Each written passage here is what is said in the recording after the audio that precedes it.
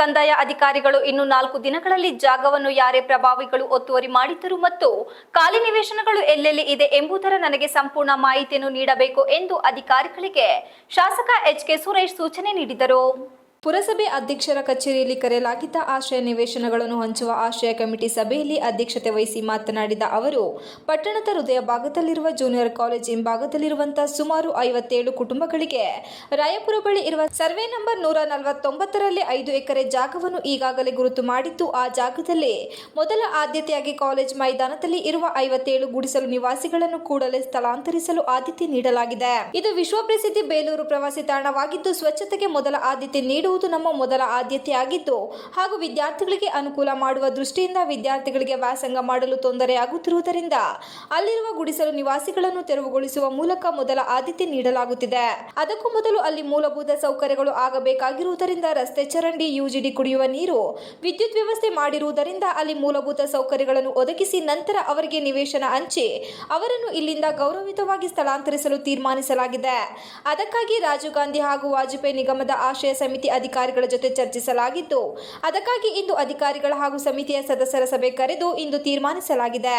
ನಾವು ಸಾರ್ವಜನಿಕರ ಕ್ಷೇತ್ರದಲ್ಲಿ ಪ್ರಾಮಾಣಿಕವಾಗಿ ಕೆಲಸ ಮಾಡಿದಾಗ ಅವರ ಹೆಸರು ಶಾಶ್ವತವಾಗುತ್ತದೆ.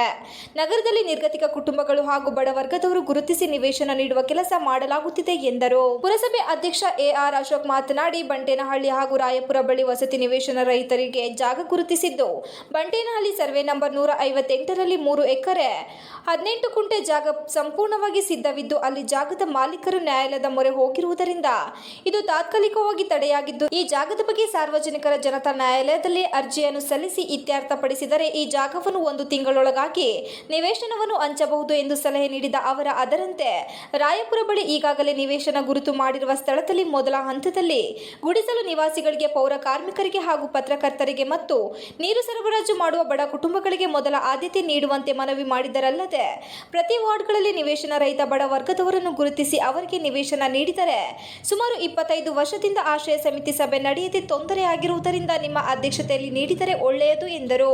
ಆಶ್ರಯ ಸಮಿತಿಯ ಸದಸ್ಯರಾದ ಇಕ್ಬಾಲ್ ಹಾಗೂ ಹರೀಶ್ ಮಾತನಾಡಿ, ಈ ಹಿಂದೆ 100 ನಿವೇಶನಗಳನ್ನು ಹಂಚಿಕೆ ಮಾಡಲಾಗಿತ್ತು. ಆದರೆ ಕೆಲವರು ನಿವೇಶನಗಳನ್ನು ಪಡೆದಂತವರು ಒಳಬಾಡಿಗೆ ಸೇರಿದಂತೆ ಕೆಲ ಬಲಾಢ್ಯರು ನಿವೇಶನಗಳನ್ನು ಒತ್ತುವರಿ ಮಾಡಿಕೊಂಡಿದ್ದಾರೆ.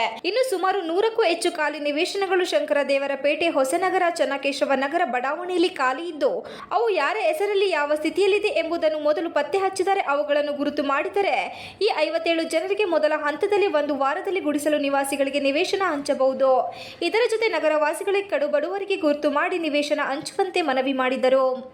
ನಂತರ ಸದಸ್ಯರಾದ ಡಿಂಪಲ್ ರಾಣಿ ಮಾತನಾಡಿ, ಕೇವಲ ಪ್ರಭಾವಿ ವ್ಯಕ್ತಿಗಳು ಅವರ ಜಾಗಕ್ಕಿಂತ ಹೆಚ್ಚಿನ ಜಾಗವನ್ನು ಅತಿಕ್ರಮಣ ಮಾಡಿಕೊಂಡಿದ್ದಾರೆ. ಅಲ್ಲದೆ ಬೇರೆಯವರ ಹೆಸರಿನಲ್ಲಿ ಹಲವು ನಿವೇಶನ ಪಡೆದು ಬೇರೆಯವರಿಗೆ ಒಳಬಾಡಿಗೆ ನೀಡಿದ್ದಾರೆ. ಅವರಿಗೆ ನೀಡಿರುವ ಮನೆಗಳಲ್ಲಿ ವಾಸವಿಲ್ಲದೆ ಮನೆಯನ್ನು ಗುರುತಿಸಿ ಪುರಸಭೆಯವರು ನಿರ್ಗತಿಕರಿಗೆ ನೀಡಿದರೆ ಒಳ್ಳೆಯದು ಎಂದರು.